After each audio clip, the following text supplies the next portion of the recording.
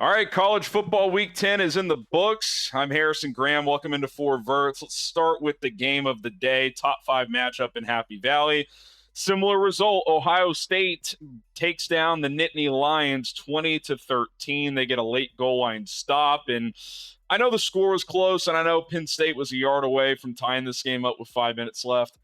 Does anyone who watched that game think Penn State is on Ohio State's level? Because I don't. Now, do I think Ohio State is some dominant, legitimate, top 1 or 2 team in the country? Not necessarily. They've certainly got the talent to be that, but they clearly have some flaws. They clearly are beatable with Will Howard at quarterback, and Ryan Day is not exactly, just this dominant, can't lose coach. I mean, he hasn't beaten Michigan in 3 or 4 years. He loses that game to Oregon earlier this year. He's got a bad record against top 5 teams. Now he secured one today. He's beaten Penn State 8 times, a team he has owned.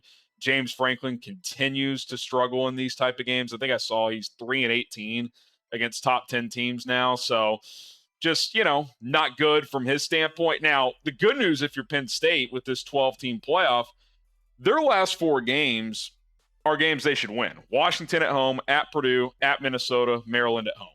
And if they win all 4 of those, they're going to be in the playoff. Now, that feels a little icky, like the one big game you play, you lose, and you're just in the playoff anyway. But, you're going to have some of that in this new system. You're going to have a few teams each year where you're like, really, that team's a playoff team? It's like, well, there's pros and cons to expansion. I actually think this is a good year for it because it doesn't feel like there's a true dominant team, right? Like, who would be, I guess I'd just ask you this. In the 4-team playoff era, who would be the 4 right now? Clearly, Oregon would be one of those. I think Ohio State would be in as well. And then I think you'd have to go, would you go Georgia and who's the 4th? Is Texas the 4th? See, I think that's why this is a good year for it, because I think when the 12-team playoff gets here, there's going to be 6, 7, maybe even 8 teams that feel like, hey, we can make a run. We could win this thing. And I like that. I think we need more parity. And I think, say what you want about the portal, NIL, the blue bloods are still gonna eat. But I think what the transfer portal does, and I was listening to a podcast the other day, Josh Pate was talking about this, and thought he made a great point. What the portal is doing to programs like Bama, Georgia, Texas, etc., sure, they're getting top-level guys, but their depth is taking a hit because, like, if you're the backup left tackle at Texas, you can just go into the portal, get some money, and start for Arkansas or Kentucky, insert team. So, if you suffer a couple of key injuries, well, then you're on a third-string guy, not a backup guy. So I think there's more pros than cons to the new look college football, the conference realignment, the transfer portal. Not saying it's perfect. Certainly NIL, there's kinks to work through, and they'll have to figure that out as we go. But I think it's going to create more parity, and I think you're seeing that this year. Big win for Ryan Day and Ohio State. Will Howard had a couple of really bad turnovers in the first half to an awful pick 6. Fumbled the ball through the back of the end zone for a touchback. That was a 14-point swing for Penn State, those 2 turnovers. And James Franklin and the boys still can't take over. They did have a critical drop in the end zone at the end of the first half where the Ohio State guy ended up picking it off. So that was a swing as well. So it was a back-and-forth game. And ultimately, with 5 minutes left, Penn State gets inside the 5. And on 3rd and 4th and goal from the 1-yard line, they can't punch it in. So, you kind of get what you deserve. I thought that was an awful goal line sequence, but watching that game from start to finish, it felt like Ohio State was the better team, and I think that played out pretty clearly. All right, more to discuss here on Verts, so hit that subscribe button, turn on notifications. We cover college football and the NFL on a daily basis here. If you want more free videos, subscribe right now. College football playoff initial rankings come out this Tuesday. It'd be interesting to see what this committee does for the first time ever with the 12-team system. Okay, South Carolina upsets A&M. Few upsets tonight. Clemson went down to Louisville. That probably ends their hopes. They have 2 losses now. I think South A&M with 2 losses is still alive, but now their margin for error is pretty small. This was the textbook upset spot. And I put upset in air quotes because it was at South Carolina. They were only a 3-point home dog. Like, it's not If you followed college football your entire lives, this is not some shocking result. One, A&M's been known to have a letdown like this, let's be honest. Two, South Carolina's pretty good, rocking crowd, A&M coming off an emotional win. It's college football. These type of games happen all the time. And the difference between South Carolina and A&M just isn't that great in terms of talent. In fact, Lenora Sellers, their quarterback, I think is better than both the quarterbacks A&M has, at least at the college level. Beamer is a good coach. Those boys are ready to play. They were fired up. Other than the second quarter where A&M found its footing, South Carolina dominated this game. The first, third, and fourth quarters were complete domination. So, big one for them. They get to 5-3. A&M falls to 6-2, 7-2, whatever it is. 6-2, I think. No, 7-2.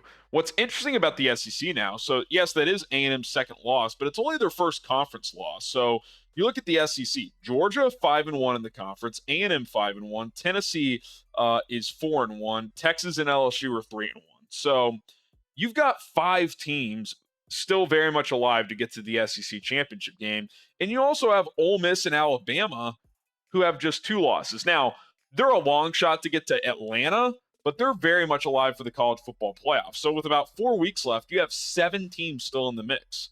I mean, it's going to be fascinating to see this play out. Now, Georgia still has to play Tennessee. They play Ole Miss next week. That's a must-win for Lane Kiffin to keep his playoff hopes alive. So if Ole Miss loses there, they'd be eliminated. Texas plays A&M, obviously, Thanksgiving weekend. So some of this is going to play out, but there's probably going to be some tiebreaker scenarios that come into play in the SEC and potentially in the Big Ten as well.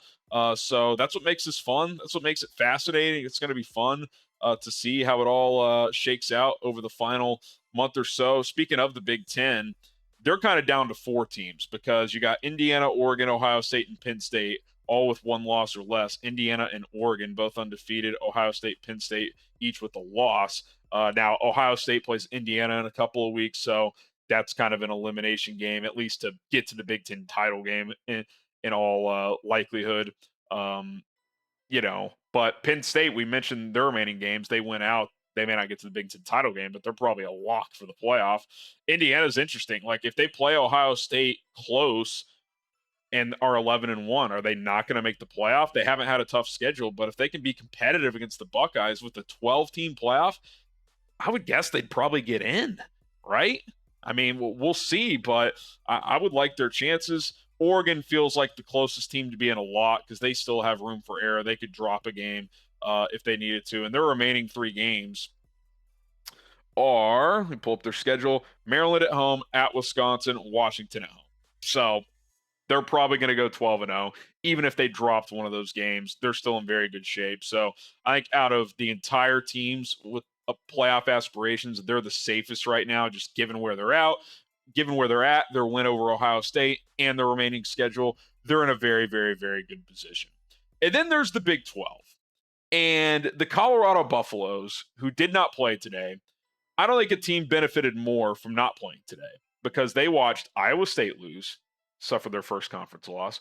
Kansas State lose, suffer their second conference loss. Iowa State loses at home to Texas Tech. Kansas State loses at Houston. It's kind of the Big 12. It's just wonky. It feels like a 1-bid league. I'll get to the scenario where it could be 2.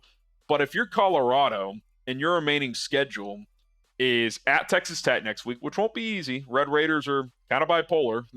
Some weeks they look really good, some weeks they don't. That'll be tough. Utah at home should be fairly easy. At Kansas, very winnable game. And then Oklahoma State at home. If they can get through Tech next week, there's a very good chance they get to 10-2. So first off, kudos to Deion, Shedeur, and the boys for riding the ship.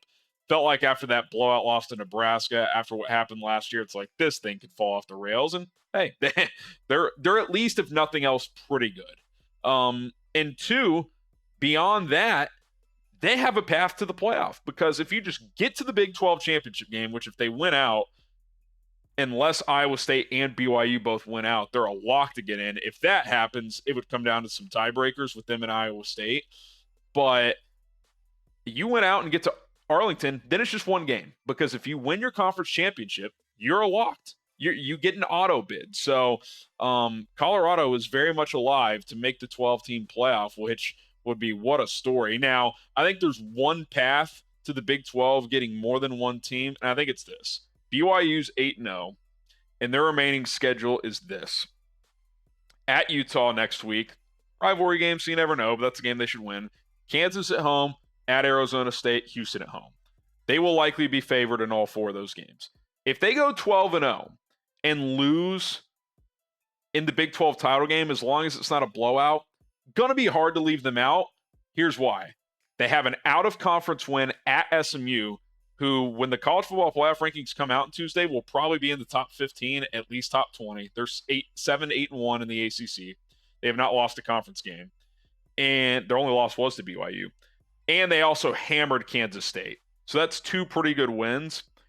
And if they're 12-1 and lose in the Big 12 title game, I think 2 Big 12 teams would make it. The team that beat BYU would get the auto bid, and then BYU would likely get in. Could be wrong if there's a lot of teams vying for spots, but other than that, it's probably a 1-bid league in the Big 12 right now. ACC is probably the same with Clemson losing today. I think they're probably out. Now, they could still get to the ACC title game and win it, but they need Miami or SMU to lose. Pitt suffered its first loss, so they're still technically in the mix to get to the ACC title game. But, I guess the one scenario for the ACC getting 2 teams in would be maybe Miami goes 12-0, loses in the ACC title game. Maybe they'd still get in, but they may not because their schedule's been so bad. So going to be fascinating. A lot of teams still feeling like their playoff hopes are alive as we get down the stretch here of the college football season. It's November, and it's going to be one to remember here in college football. First rankings come out on Tuesday. We'll try to get a reaction video out for you guys here on 4 Verts. We'll see you then.